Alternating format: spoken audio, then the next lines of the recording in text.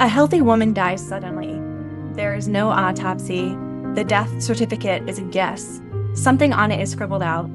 Her husband gives 3 different accounts of her death and then disappears with her children. That woman was my mother, and that man is my biological father. My name is Chelsea, and this is Cold and Blue. Let me take you back to that day properly. It's July 15th, 1986. The top story that day was the heat. It was record highs, the kind that settles over everything by noon, and it was already close to 95 degrees. I was 2 years old, my brother Jonah was 4, and all 3 of us, Jonah, me, and our mother, were just 2 months away from our birthdays. Jonah's is September 14th, mine is September 20th, and my mom's is September 22nd. That morning was off. I know that it sounds strange to say when I was only 2, but I remember confusion.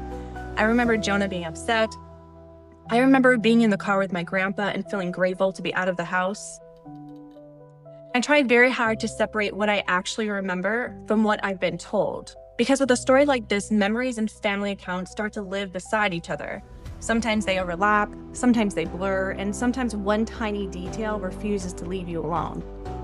Most mornings, my grandpa would come to the house and pick us up for the day. He'd come inside, say good morning to my mom, say good morning to Chuck, gather our bags, and then we'd go. That was the morning routine. According to my grandpa, my mom was in remission from Crohn's disease. He described her as being in the prime of her life. That is a direct quote.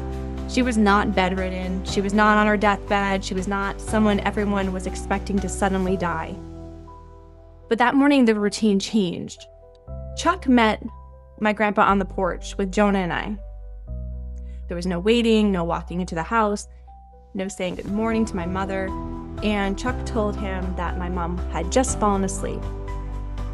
And looking back, my grandfather said he realized Chuck had never, ever done that before. Never had us ready at the door like that, never rushed us out so quickly. At the time, Grandpa thought it was strange.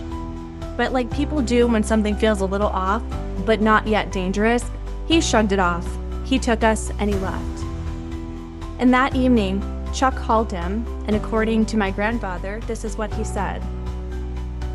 Well, Kathy's cold and blue. I don't know what you want me to do with her. I've told you pieces of this before. Today, I want to put them on the table all at once. No teasing it out across episodes, just a facts laid side by side the way I've had to look at them. Because here's the whole thing I've come to understand about my mother's death. It isn't one story with holes in it. It's several stories that can't all be true at the same time. And the man at the center of all of this is my biological father, Chuck. I've sat with that sentence most of my life. Well, Kathy's cold and blue, I don't know what you want me to do with her. And I need to be honest about how I know this. I wasn't on the call, I was 2 years old. This is something my family carried and passed down to me. My grandpa's account of what Chuck said to him that evening. He used to tell me the story every time I asked. But here's what I've learned doing this. The things people remember word for word decades later are usually the things that broke something open in them. My grandpa didn't remember the weather that day. He remembered that sentence, and he carried it with him until the day that he died. And it lands different once you understand the time. This was 1986. There was no 911, not the way that we think of it now. You didn't have one number burned into every kid's brain. In a lot of places, it wasn't standard yet. If someone collapsed in your home, calling for help wasn't a reflex. It was a decision. You had to know who to call, and you had to choose to do it. Cold and blue means time had passed. That's not the language of someone who just found her. It's the language of someone reporting a conclusion. And the question that follows isn't, how do I save her? It's, what do I do with her? Like she was a problem to be solved. Like she was already a thing and not a person. Let's talk about what the official record says happened to her, because that record is its own kind of witness. Kathy died on July 15th, 1986. She was 35 years old. I have her death certificate. I want to walk through what it says slowly because every line on it is doing something, or rather refusing to do something. The cause of death listed is a possible gastric hemorrhage. Possible. A death certificate is not supposed to deal in possible. It's a legal record. It's supposed to be the end of the question, not the beginning of one. A gastric hemorrhage means bleeding in the stomach. People do die from it. My mom had a colostomy bag. I'm pretty sure if she had a gastric hemorrhage, it would be pretty obvious how she died. But if it's not, you confirm it by looking inside the body. You confirm it with an autopsy. And here's the part I keep coming back to. There was no autopsy. And now, I'm not a doctor. I'm going to say that every time because this matters too much for me to pretend I know more than I do. But the people who do this for a living all describe the same standard. When a relatively healthy 35-year-old dies suddenly at home with no witnessed medical cause, that death gets looked at. It gets referred. Somebody is supposed to ask, why did this person die today? And someone did refer it. There's a notation on the record. The machinery that's supposed to catch a death like this, it actually engaged. And then the autopsy didn't happen. There's one more thing on that paper I've never been able to explain. Something scribbled out, not a clean correction with initials and a date. Something crossed out. It's obscured. A mark where information used to be or was about to be. So that's the document. A guess where there should be a fact. A referral that led to nothing. And a mark covering up something someone didn't want left on the record. 3 things wrong with one piece of paper. Hold on to that number. 3. It's going to keep coming up. Now let's talk about the drive. I have to take you back to before she died because something happened in the days before July 15th that I only learned recently after making contact with my half-sister and half-brother. And it's honestly something that I can't unknow. I'm going to use the initial D in reference to my second half-brother to respect his privacy. Before my mother died, D told Kate that Chuck had taken him on a random drive. It was just the 2 of them. And during that drive, Chuck told him that Kathy was really, really sick. I want you to hold that next to the death certificate and next to my grandpa's account. The one on paper, the one my grandpa believed, is that Kathy was healthy, in remission, in the prime of her life, not someone anyone expected to suddenly die. And yet, before she died, Chuck was already telling people that she was sick, really sick, so sick, had been sick for years. The first thing out of his mouth when the coroner was there is that she's been sick for years. You don't predict a sudden death in a healthy person unless you know something the healthy person doesn't. Allegedly. That's not grief getting ahead of itself. That's a story being planted before it's needed. And here's where it all comes apart. Because Chuck didn't tell one story about how my mother died. He told 3. Story 1 is on the paper, gastric hemorrhage, the possible bleeding in the stomach, never confirmed, never examined. Story 2 is an overdose, that she took too much of something, that it was in some version an accident with medication. Story 3 is suicide, that she did it to herself, that she chose to go. Those are not 3 details about one event. Those are 3 completely different deaths. A hemorrhage is something that happens to you. Your body fails. An overdose is an accident or a mistake or something administered. A suicide is a decision. They cannot all be true. They can barely coexist in the same room. A person who watched someone die, who was simply present for a tragedy, tells one story, the same story, every single time. Or if they weren't there and they discovered a body, they say, I don't know. I want to know what happened. A person who tells 3 different stories is not reporting what they saw. They're testing what people will accept. And notice what all 3 versions accomplish. Hemorrhage means her body did it. Overdose means she did it by accident. Suicide means she did it on purpose. Every single one of them puts the cause on Kathy. Her illness, her mistake, her choice. Not one of these 3 ever points back at the man telling the story. That's the part that troubles me. 3 stories, and all 3 roads lead away from Chuck. Now, I don't want to be the person who only sees what she wants to see. So let me do the opposite. Let me take each one of these stories seriously, as if it were true, and see if it holds. Let's start with the hemorrhage, the official one. Could a healthy 35-year-old or a relatively healthy 35-year-old with Crohn's disease die of a gastric bleed? It's not impossible. Crohn's is a serious disease. But here's what doesn't fit. A gastric hemorrhage is not a quiet death. It is not slipping away in your sleep. It is violent and it is painful. There would be signs, there would be evidence, there would be a mess. You don't just doze off and bleed out peacefully.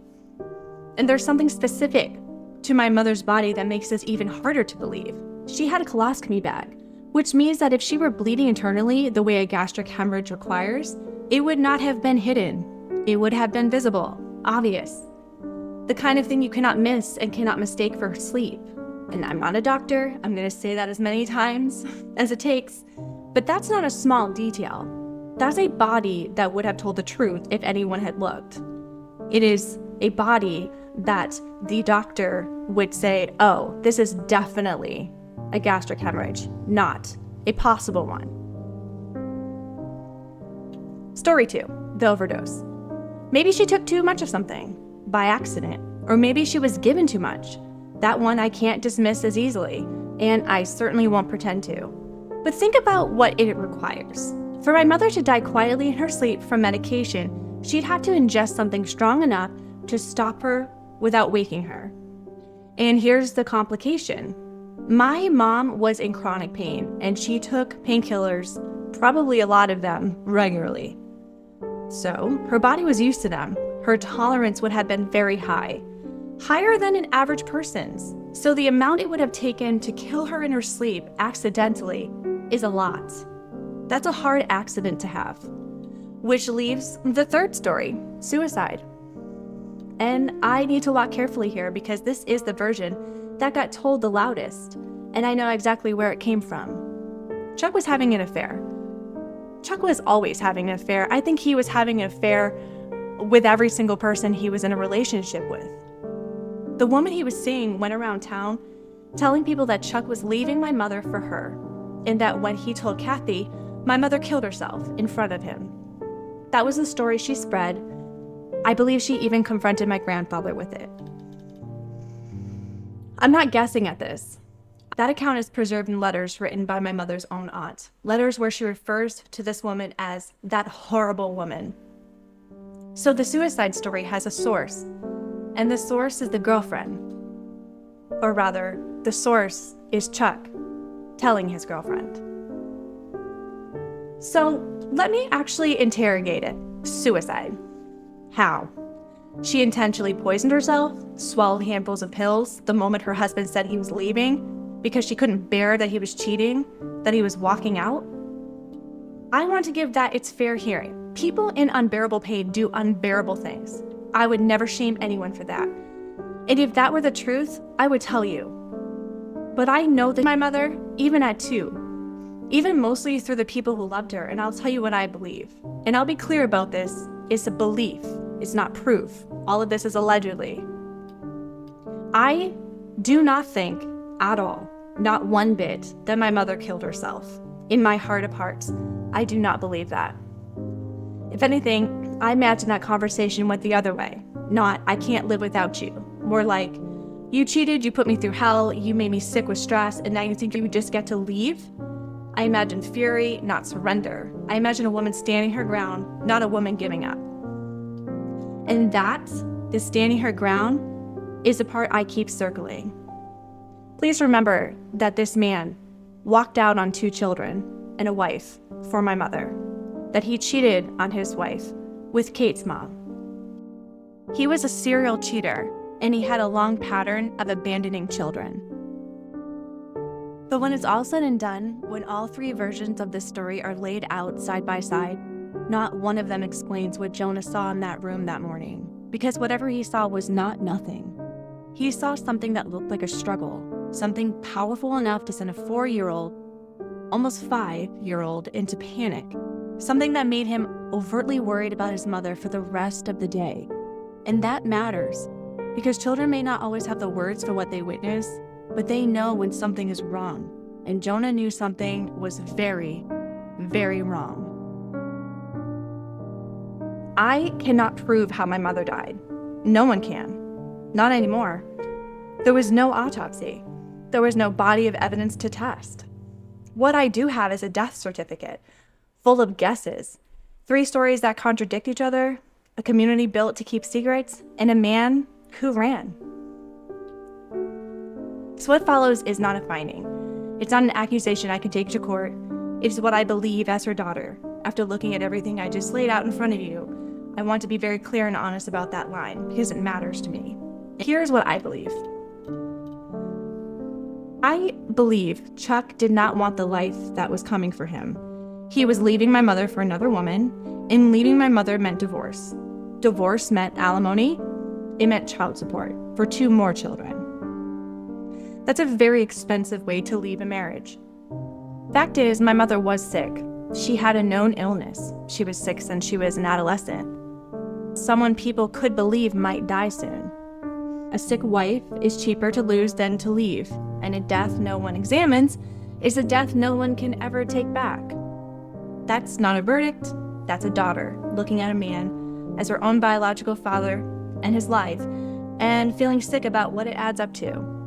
I could be wrong. Truthfully, I want to be wrong. But I've looked at this for a very long time, and being wrong gets harder every time I look. Let's talk about what an innocent man does after his wife dies suddenly and unexpectedly. I would imagine that he stays. He answers any and all questions. He wants to know what happened to his 35-year-old wife, mother of his 2 children. He wants that autopsy. He stays. He answers any and all questions. He wants to know what happened as badly as anyone. He helps the investigation. But here's what Chuck did. From very good sources, he did not cry at the funeral. He didn't really show any emotion, actually. The first thing out of his mouth was that my mom had been sick for years, and this was not unexpected. And by August, he had a new wife, or a new mommy or fiance, for Jonah and I. And when he disclosed this to my grandfather got physically ill. So what he did was he packed up Jonah and I. He destroyed the house that my grandfather had given them for their wedding, and he went off the grid. He left Dale and his brother without child support or any father figure at all.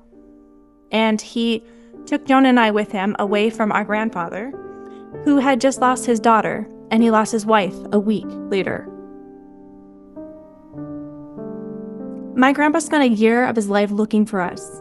A year, chasing a man who did not want to be found, across state lines, trying to get back the grandchildren who had been carried off in the middle of the night. We were eventually pulled out through Child Protective Services in 1987. I actually have the exact date now. And I'm going to go ahead and read the Court of Common Pleas in re Chelsea Smith abused. The court finds that said child was placed in temporary custody of the Butler County Department of Human Services pending investigation and hearing on April 16, 1987. That was the day we were taken out of that house. And was adjudicated an abused child on June 16, 1987, which means the judge saw enough evidence to declare that I was in fact abused and could not remain in custody of Chuck. The court, having duly heard and considered the evidence in this case, finds that said child is dependent, that Father Charles Smith, that has acted in such a manner that said child is without adequate parental care and will continue to act in the near future in such a manner that the child will continue to be without adequate parental care. The court further finds that Father Charles Smith executed a permanent surrender form in the presence of the court in compliance with the court finds that it is the best interest of said child to be committed to the permanent care, custody, and control of the Butler County Department of Human Services. That's how this ended. Not with Chuck coming home, not with the truth coming out, but with the system finally prying 2 kids loose from a man who had every reason to keep moving. You tell 3 different stories about how she died, make sure there's no autopsy, and then vanish with the children before anyone can press. that is not the behavior of a grieving husband. That is the behavior of someone managing an exit. So before I tell you about the official on call that night, I have to tell you how the world he and Chuck lived in actually worked, because it's a kind of world that doesn't just keep secrets, it's actually what it's built on. The Word of God was a religious movement that started in Michigan in 1967 and spread out from there, with a presence in Erie. But it wasn't a church you went to on Sundays. It was a community that wrapped all the way around your life: who you married, how you raised your kids, what you confessed, and what you covered. Authority ran through the group, and so did silence. And the rule underneath all of it was very simple: what protects the community stays inside the community.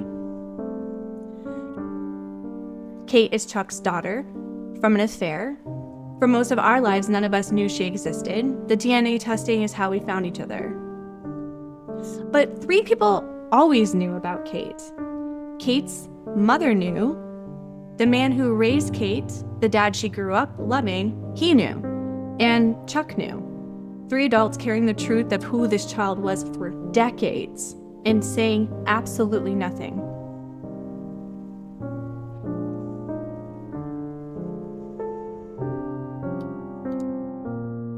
Dale was also Chuck's son. When Kate was a baby, she was around. She adored Dale, followed him, lit up whenever she was around him.